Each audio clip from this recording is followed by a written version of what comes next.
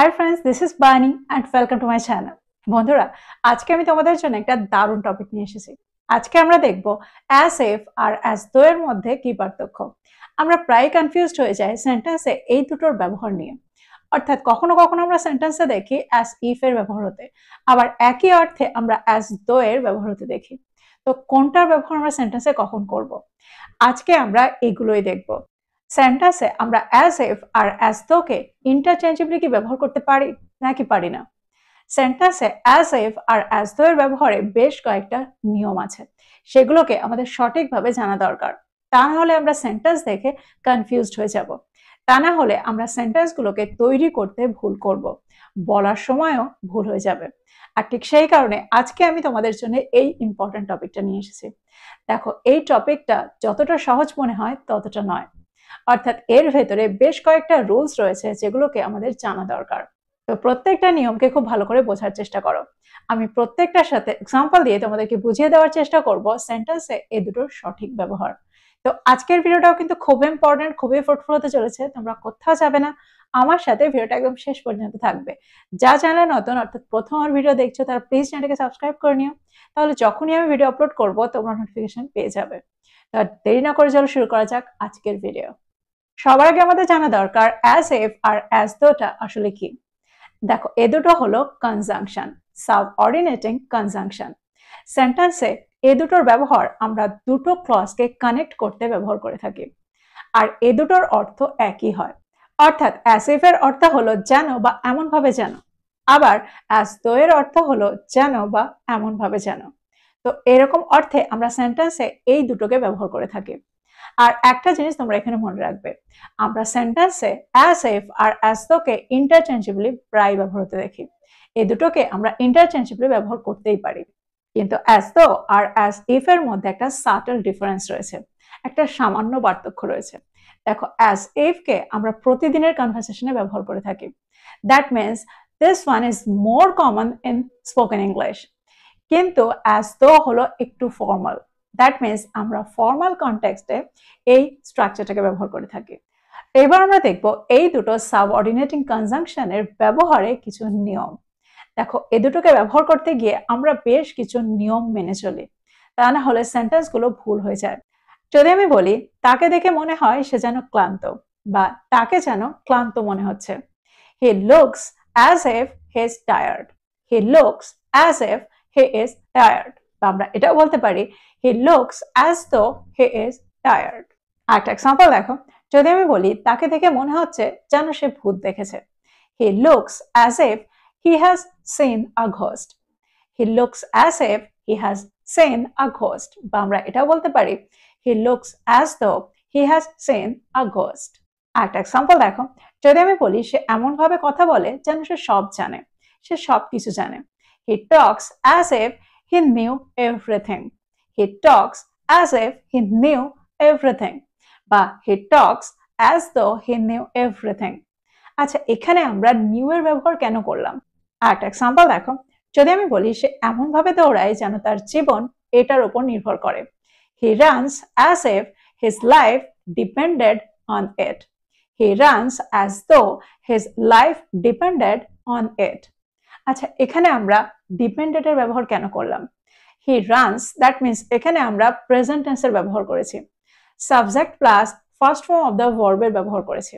সাবজেক্টটা যেহেতু third person singular number রয়েছে, সেহেতু আমরা ভার্বের সাথে এখানে এস কে যোগ করেছি। তাহলে পরের ক্লাসটাতে আমরা সেকেন্ড ফর্মের ব্যবহার এখানে কেন করলাম? এগুলো নিয়ে আমাদের মনে বেশ প্রশ্ন আসে, অনেক প্রশ্ন ওঠে। তো আজকে আমরা এগুলোই দেখব। দেখো, এগুলোর ব্যবহার রিয়েল সিচুয়েশন আর আনরিয়েল সিচুয়েশনের উপরে ভিত্তি করে তৈরি হয়।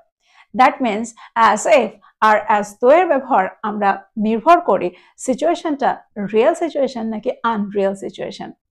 সবার আগে আমরা দেখব রিয়েল সিচুয়েশন আর লাইকলি সিচুয়েশন। রিয়েল সিচুয়েশন হলো বাস্তব পরিস্থিতি, দ্যাট মিনস আসল পরিস্থিতি। আর লাইকলি সিচুয়েশন হলো ব্যাপারটা হতেও পারে, ঘটতেও পারে, অর্থাৎ পসিবিলিটি আছে। এক্সাম্পল দেখো, যদি আমি বলি তাকে দেখে মনে হয় সে ক্লান্ত, দ্যাট মিনস এটা একটা বাস্তব পরিস্থিতি। তাকে দেখে মনে হচ্ছে যে সে ক্লান্ত, তাকে দেখেই বোঝা যাচ্ছে যে সে ক্লান্ত। He looks as if he is tired. দেখো এখানে আমরা অ্যাজ ইফ এর পরে প্রেজেন্ট ফর্মের ব্যবহার করেছি। আর একটা এক্সাম্পল দেখো, যদি আমি বলি মনে হচ্ছে যেন সে উত্তরটা জানে, it seems as if she knows the answer, বা আমরা এটাও বলতে পারি it seems as though she knows the answer.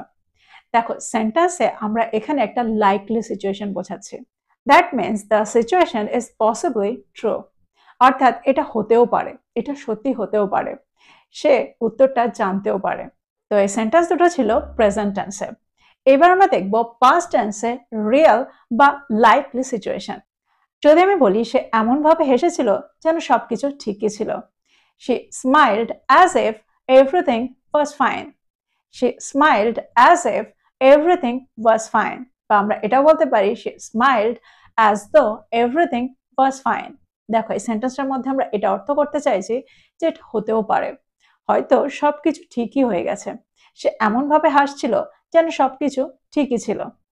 অর্থাৎ এখানে কিন্তু আমি কোনো ইমাজিনারি কোনো সিচুয়েশন তৈরি করছি না, অর্থাৎ এখানে কোনো আনরিয়াল সিচুয়েশন নেই, অর্থাৎ এটা লাইকলি সিচুয়েশন, হতেও পারে, আমি জানি না। আর একটা এক্সাম্পল দেখো, যদি আমি বলি বাচ্চাটাকে দেখে মনে হচ্ছিল সে ক্ষুধার্ত ছিল, the child looked as if he was hungry, the child looked as though he was hungry. দেখো এখানে দেখে মনে হচ্ছিল বাচ্চাটা ক্ষুধার্ত ছিল, তো এখানে কিন্তু কোনো আনরিয়াল সিচুয়েশন নেই, এটা একটা রিয়েল সিচুয়েশন, তাকে দেখে মনে হলো যে সে ক্ষুধার্ত ছিল। তো তোমরা বুঝতে পারলে যখন সেন্টেন্সটা রিয়েল সিচুয়েশন বা লাইকলি সিচুয়েশন হয় আর সেন্টেন্সগুলো পাস্ট টেন্সে থাকে, তখন আমরা অ্যাজ ইফ বা অ্যাজ দো এর পরে subject plus second form of the ভার্বের ব্যবহার করে থাকি। দ্যাট মিনস এখানে আমরা ওয়াজ বা ওয়ার এর ব্যবহার করব। অর্থাৎ যদি আমি বলি বাচ্চাগুলোকে দেখে মনে হচ্ছিল যেন তারা ক্ষুধার্ত ছিল, the children looked as though they were hungry, the children looked as though they were hungry, বা as if they were hungry। তো আমার মনে হয় এই পর্যন্ত তোমরা বুঝতে পারলে। এবার আমরা দেখব আনরিয়াল সিচুয়েশন বা ইমাজিনারি সিচুয়েশন, যেখানে ব্যাপারটা কাল্পনিক, পরিস্থিতিটা কাল্পনিক। এরকম অর্থে আমরা প্রেজেন্ট টেন্সে সেন্টেন্সগুলোকে কেমন ভাবে তৈরি করি। দেখো প্রেজেন্ট টেন্সে সেন্টেন্সটা যখন আনরিয়াল হয় বা ইমাজিনারি হয়, তখন আমরা সেন্টেন্সে অ্যাজ দো বা অ্যাজ ইফ এর পরে subject plus second form of the verb বা ওয়ার এর ব্যবহার করব। সে যে কোনো সাবজেক্ট থাকুক না কেন, তারপরে আমরা ওয়ার এর ব্যবহার করে থাকি। যখন সিচুয়েশনটা হাইপোথেটিক্যাল থাকে, ইমাজিনারি থাকে, তখন আমরা সাবজেক্ট যাই হোক না কেন তারপরে ওয়ার এর ব্যবহার করে থাকি, ওয়াজ এর নয়। এক্সাম্পল দেখো, যদি আমি বলি সে এমন ভাবে কথা বলে যেন সে সব জানে, অর্থাৎ এই সেন্টেন্সটার মধ্যে আমি অর্থ করতে চাইছি সে এমন ভাবে কথা বলে যেন সে সব জানে, কিন্তু আমি জানি সে কিছুই জানে না। তাহলে সেন্টেন্সটা কি হবে? He talks as if he knew everything, he talks as if he knew everything, বা he talks as though he knew everything. দেখো এখানে আমরা নিউ এর ব্যবহার করেছি, দ্যাট মিনস ভার্বের সেকেন্ড ফর্মের ব্যবহার করেছি। তো এবার থেকে একটা ক্লজ যদি প্রেজেন্ট টেন্সে থাকে আর পরের ক্লজটা যদি পাস্ট টেন্সে থাকে আর সেই সেন্টেন্সটা যদি অ্যাজ ইফ বা অ্যাজ দো দিয়ে কানেক্টেড থাকে, তাহলে তোমরা অবাক হবে না। তোমরা বুঝতে পারলে স্ট্রাকচারটাকে ঠিক কিভাবে ব্যবহার করছি। একটা এক্সাম্পল দেখো, যদি আমি বলি সে এমন আচরণ করে যেন সে রানী, she behaves as though বা she behaves as if she were the। দেখো এখানে she behaves, that means এখানে আমরা সাবজেক্ট প্লাস ভার্বের ফার্স্ট ফর্মের ব্যবহার করেছি, তারপরে আমরা অ্যাজ ইফ বা অ্যাজ দো কে ব্যবহার করছি, আর তারপরে আমরা সেন্টেন্সের সাবজেক্ট প্লাস ওয়ার্ডের ব্যবহার করেছি, ওয়াজ এর নয়। আর সেন্টেন্সটা কিন্তু প্রেজেন্ট টেন্সে রয়েছে, সে এমন ভাবে কথা বলে বা সে এমন ব্যবহার করে যেন সে রানী, তো এখানে কিন্তু আমরা ওয়ার্ডের ব্যবহার করছি। তোমরা বুঝতে পারলে সেন্টেন্সের স্ট্রাকচারটা।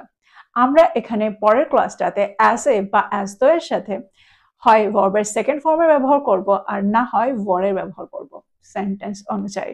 একটা এক্সাম্পল দেখো, যদি আমি বলি তারা এমন ভাবে কথা বলে যেন কোম্পানিটা তাদেরই, they talk as if they owned the company, they talk as if they owned the company, বা they talk as though they owned the company। দেখো এখানে কিন্তু আমরা owned এর ব্যবহার করেছি, ভার্বের সেকেন্ড ফর্মের ব্যবহার করেছি, they owned the company। এবার আমরা দেখব পাস্ট টেন্সে সেন্টেন্সটা যদি আনরিয়াল হয় বা ইমাজিনারি হয়, হাইপোথেটিক্যাল হয়, তাহলে স্ট্রাকচারটা কেমন হয়। দেখো এখানে আমরা as if বা as though এর পরে subject plus had plus V3 ব্যবহার করব। That means third form of the verb বা past participle form এর ব্যবহার করব। এক্সাম্পল দেখো তোমরা আরো ভালো করে বুঝতে পারবে। যদি আমি বলি সে এমন ভাবে কথা বলেছিল যেন সে বহু বছর ধরে আমাকে চেনে। আমি জানি সে আমাকে চেনেই না বা আমাদের আগে কোনো পরিচয়ই হয়নি। সেন্টেন্সটা কি হবে? দেখো এখানে কিন্তু আমরা একটা ইমাজিনারি সেন্টেন্স তৈরি করেছি। দ্যাট মিনস এটা কাল্পনিক। সে যেন আমাকে বহু বছর ধরে চেনে। She talked as if she had known me for years. বা আমরা এটাও বলতে পারি she talked as though she had known me for years. দেখো এখানে আমরা as if বা as though এর পরে subject plus had plus V3 ব্যবহার করলাম। যদি আমি বলি সে এমন আচরণ করেছিল যে সে গোপন কথাটা জানতো, গোপন ব্যাপারটা জানতো। He acted as if he had known the secret. He acted as though he had known the secret. দেখো এখানে আমরা অর্থ করতে চাইছি সে এমন আচরণ করেছিল যেন সে গোপন কথাটা জানতো, কিন্তু আমি জানি যে সে গোপন কথাটা জানতো না। একটা এক্সাম্পল দেখো, যদি আমি বলি সে এমন ভাবে আচরণ করেছিল যেন কিছুই ঘটেনি, কিন্তু আমরা জানি যে অনেক কিছু ঘটে গেছে। তো সেন্টেন্সটা হাইপোথেটিক্যাল, সেন্টেন্সটা আনরিয়াল, সিচুয়েশনটা আনরিয়াল, অর্থাৎ সে একটা আনরিয়াল পরিস্থিতি তৈরি করেছিল। তো সেন্টেন্সটা কি হবে? She behaved as if nothing had happened বা he behaved as if nothing had happened. He behaved as though nothing had happened. তো এক্সাম্পলগুলোর মধ্যে দিয়ে আমার মনে হয় তোমরা বুঝতে পারলে as if R as though এর ব্যবহার।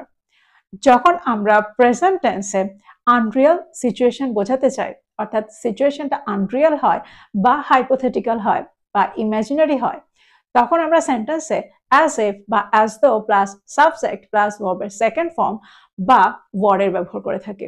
আর যদি সেন্টেন্সটা পাস্ট টেন্সে থাকে তখন আমরা সেন্টেন্সে as if বা as though এর ব্যবহার করব, তারপরে subject plus had plus V3 ব্যবহার করব। দ্যাট মিনস ভার্বের থার্ড ফর্মের ব্যবহার করব। তো আমার মনে হয় তোমরা বুঝতে পারলে as if R as though এর মধ্যে কি পার্থক্য। সেন্টেন্সে এগুলোকে আমরা ঠিক কিভাবে ব্যবহার করতে পারি, কোন ক্ষেত্রে কোন টেন্সে আমরা সেন্টেন্সগুলোকে ঠিক কিভাবে তৈরি করতে পারি। আজকের পরে এগুলোর ব্যবহারে আমার মনে হয় তোমাদের আর কোনো অসুবিধা হবে না। তো এই ছিল আজকের টপিক, এই ছিল আজকের ভিডিও। ভিডিওটা ভালো লাগলে লাইক করতে ভুলে যেও না, বন্ধুদেরকে শেয়ার করো যারা ইংরেজি শিখছে। So this is all about today. I will be back with another video. Till then, take care. Thank you for watching this video. Bye bye.